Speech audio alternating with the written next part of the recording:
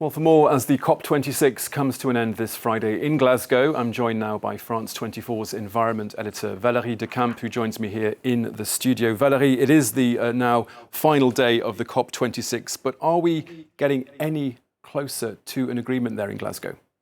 Well, a draft of a final COP decision was released on Wednesday evening, and we're expecting an updated version of that this morning any moment now. So things are moving in the right direction, but it doesn't mean that this is a done deal. Far from it. We heard COP26 president last night, Alok Sharma, warning that there's still a lot more work to be done, and there are some sticking points that have stalled progress. Climate finance, you mentioned it, there is one of them.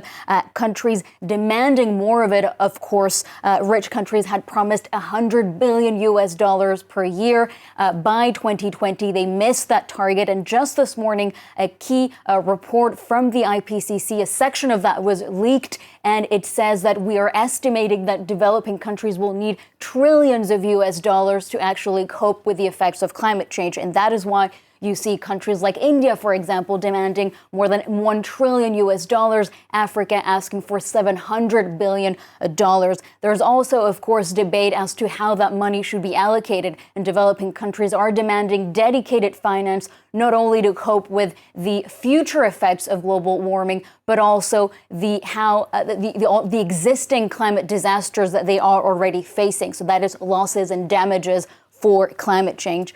Fossil fuels is also a major sticking point in that draft that was released on Wednesday. There's a mention of phasing out fossil fuels, subsidies and coal, and this would be a major step for COP26 and for the Paris Agreement, as the Paris Agreement does not include a mention of fossil fuels, even though they account for 90% of greenhouse gas emissions. As expected, of course, rich countries, oil producers are lobbying for that language to be removed from this COP26 final decision. And we also know there are reports that China is pushing against that mention to phase out coal. So delegates are making plans for the conference to run until Saturday, maybe even Sunday. And of course, this would not be a UN climate summit with sleep-deprived diplomats and missed deadlines.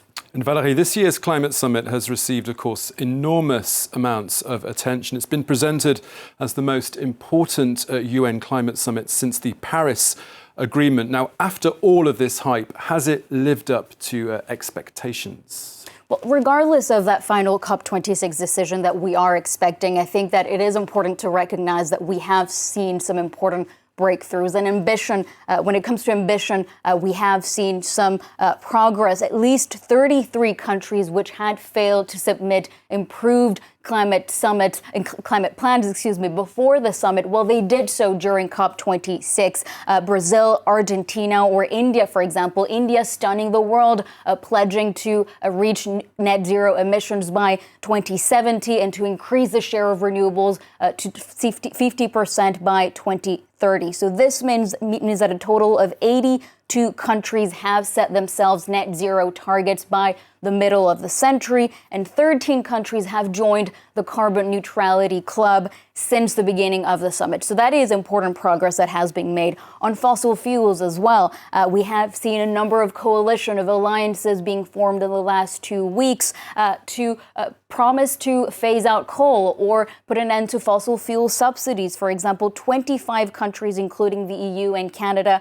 as well as 5 public banks, have pledged to stop public financing for new fossil fuel projects abroad by the end of next year. And 23 countries have also committed to phasing out coal by 2030 or 2040. So we have seen a flurry of announcements in that respect. And COP26 has moved the world closer to consigning coal power to history.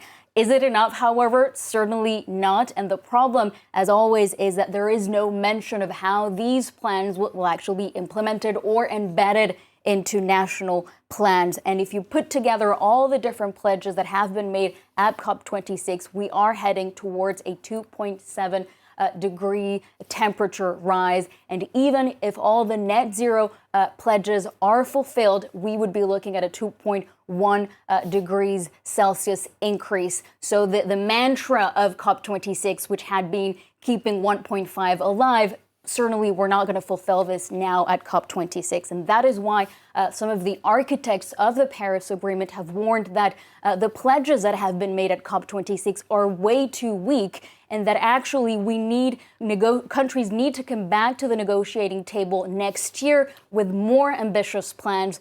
And the Paris Agreement initially had said that this would be done every 5 years, so 2025. Now, these key architects of the Paris Agreement are calling for that date to be brought forward to 2022. And there's a real sense of urgency there. Okay, Valérie de Kemp, our environment editor, thank you very much.